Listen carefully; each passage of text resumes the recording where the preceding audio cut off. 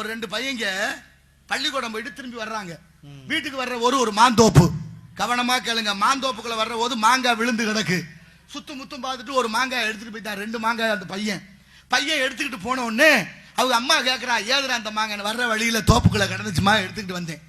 அப்படின்னா என்ன செய்வா அம்மாங்கிறவ? பொதுவா 2 தானே எடுத்தேன், இன்னும் 2 சேர்த்து எடுத்துக்கப்படாதா? சின்னம்மா வீட்டுக்கு 2 கொடுத்துருக்கலாம், இன்னும் 2 எடுத்துருந்தீங்கன்னா அத்தை வீட்டுக்கு கொடுத்துருக்கலாம், மாமா வீட்டு, அப்படித்தானே கேட்பாங்க. ஆனா அந்த அம்மா அப்படி கேட்கல. ஏன்டா எடுத்த? யாருக்கும் தெரியுமா நீ எடுத்தது? யார்ட்டையும் சொன்னியா? இல்லம்மா. தெரியாம எடுக்கலாமான்னு போட்டு உதைக்க ஆரம்பிச்சிட்டா. அந்த பிள்ளைய போட்டு அடிச்சு இழுத்துக்கிட்டு வர்றா தோப்புக்காரர் காவல் காத்தவர் பாக்குறாரு, என்ன இந்த அம்மா அந்த பயலை போட்டு இப்படி துவச்சு இழுத்துக்கிட்டு வராள் என்னன்னு கேட்டா, ஐயா என் மகன் வரும்போது உங்க தோப்புக்குள்ள 2 மாங்காய் எடுத்துட்டு வந்தேன், மன்னிச்சிருங்க, அவனை நான் தண்டிச்சிட்டேன், இந்தாங்க உங்க மாங்கான்னு கொடுத்தா. அவர் சொன்னாரு, என்னம்மா நீ?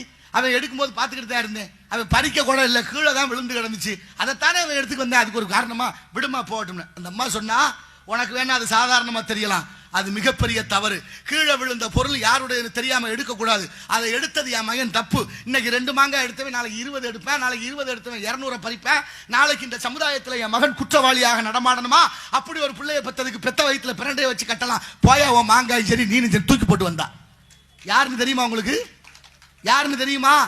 இந்த உலகத்துல காசு இருந்தா பணம் இருந்தா எதை வேண்டுமானாலும் சகாயமாக பெறலாம், எதை வேண்டுமானாலும் சகாயமாக பெற்று விடலாம். கோடி கோடியா கொடுத்தாலும் எங்க ஐயா புதுக்கோட்டை மாவட்டம் பெருஞ்சுனை கிராமத்தில் பிறந்த சகாயத்தை வாங்க முடியல. இந்த உலகம் கொலை மிரட்டல் விடுத்துக் கொண்டிருக்கு. நேர்மையின் சிகரம் ஐயா சகாயத்தினுடைய அம்மா தான் அந்த வார்த்தையை சொன்னவர். சகாயம்தான் மாங்காயை கொண்டு வந்த பிள்ளை. எப்படி வளர்க்கணும் பிள்ளைய? எந்த குழந்தை நல்ல குழந்தை தான் மண்ணில் பிறக்கையிலே அவர் நல்லவராவதும் தீயவராவதும் அன்னை வளர்ப்பிள்ளை.